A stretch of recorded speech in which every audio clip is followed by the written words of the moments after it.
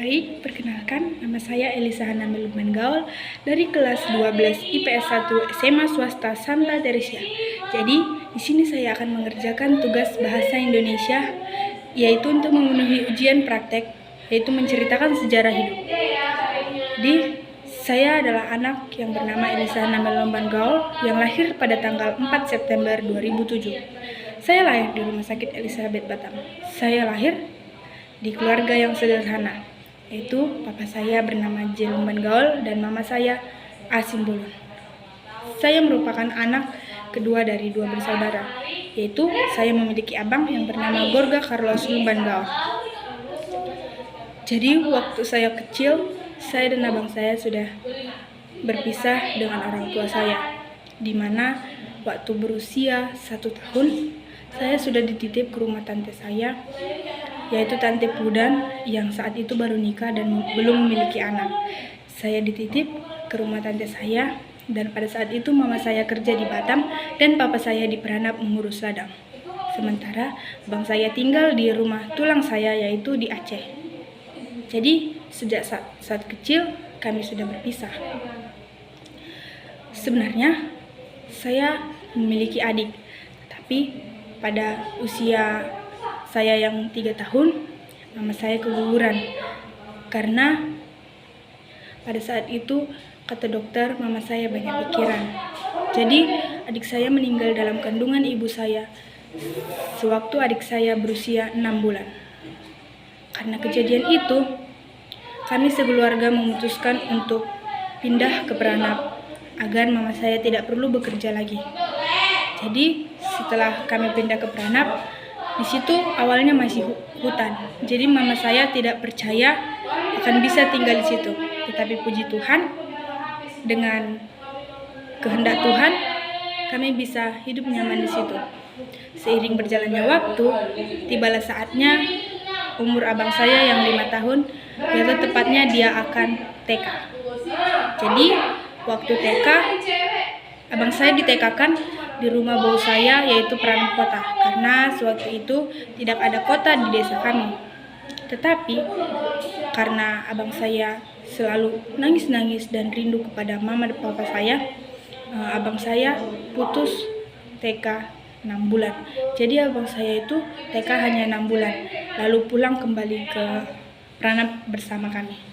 Seiringnya berjalannya waktu, abang saya sudah hendak SD. Pada saat abang saya SD, awal bersekolah, kami selalu mengantarkan abang saya ke sekolah karena abang saya saat itu masih takut dan sering nangis. Waktu demi waktu berjalan terus-menerus hingga akhirnya saya yang SD. Pada saat saya SD, hal yang sama terjadi, yaitu papa dan mama saya harus mengantarkan saya ke sekolah serta abang saya agar saya tidak nangis. Pada kelas 1, saya mendapatkan ranking 20. Pada saat itu saya pikir ranking itu tergantung angka. Contohnya ranking 20 karena tinggi, jadi saya mendapatkan nilai yang bagus. Tapi tidak, mama saya bilang, "Nang, tidak, kalau juara yang nilainya paling tinggi itu, dia juara 1, juara 2, juara 3, seperti itu." Jadi saya pun nangis di situ, karena saya tahu nilai saya berarti masih jauh kurang. Tetapi mama saya selalu menyemangati saya, "Udah, tidak apa-apa, nanti tingkatkan lagi," seperti itu. Jadi saya terus disemangati hingga akhirnya semester 2 kelas 1 saya langsung mendapatkan ranking 5. Waktu terus berlalu hingga waktunya saya kelas 5 dan abang saya kelas 6. Pada saat kelas 5 terjadi peristiwa yang sangat menyedihkan, yaitu di mana papa saya meninggal dunia karena penyakit lever. Papa saya meninggal dunia di rumah sakit Adam Malik Bad, Medan. Papa saya meninggal dan langsung dibawa ke kampung opung saya, yaitu Brandang.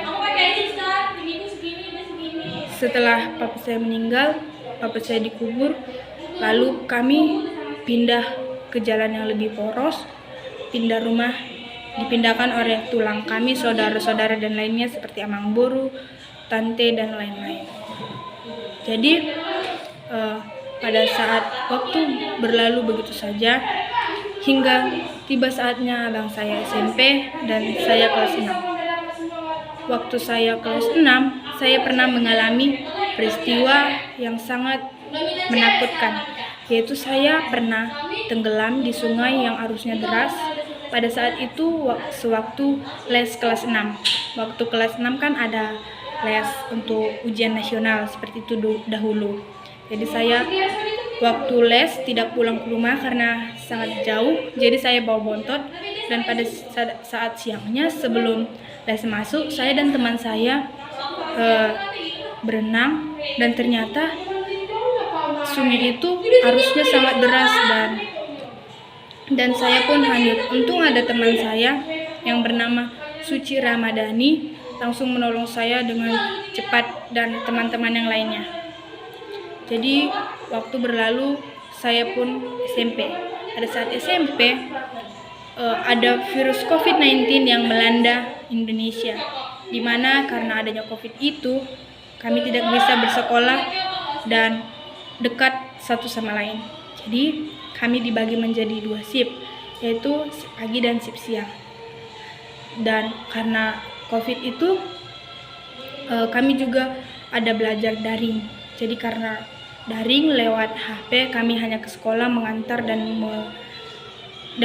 menjemput tugas. Jadi karena daring-daring itu, waktu terasa begitu cepat hingga tiba saatnya saya SMA.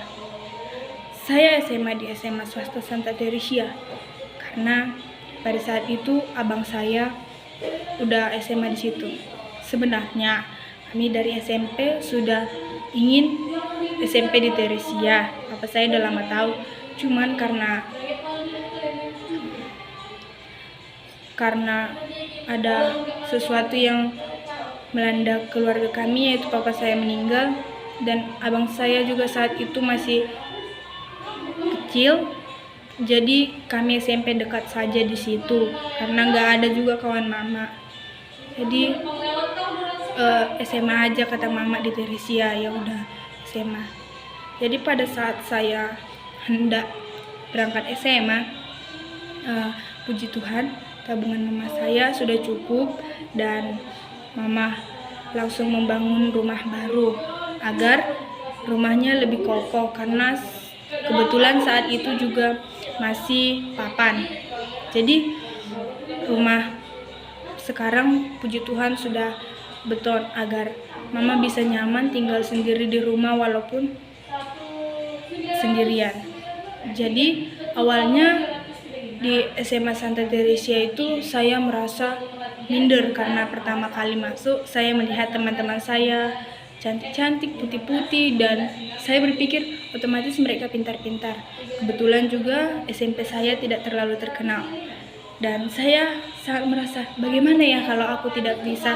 Aku sekolah di sini udah mahal-mahal, mama lagian tinggal sendiri, tapi kalau aku nggak dapat juara gimana ya.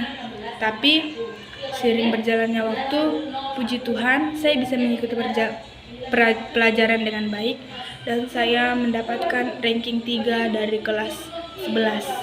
Waktu kelas 10 saya masih mendapatkan ranking 4, lalu 3 hingga sekarang. Hingga sekarang saya sudah kelas 12 dan abang saya sudah kuliah di UNRI. Puji Tuhan, itu semua karena kebaikan Tuhan. Abang saya bisa lolos di perguruan tinggi negeri yang tentunya biayanya tidak terlalu banyak. Jadi sekian cerita sejarah hidup saya. Jika ada yang kurang, saya minta maaf. Terima kasih.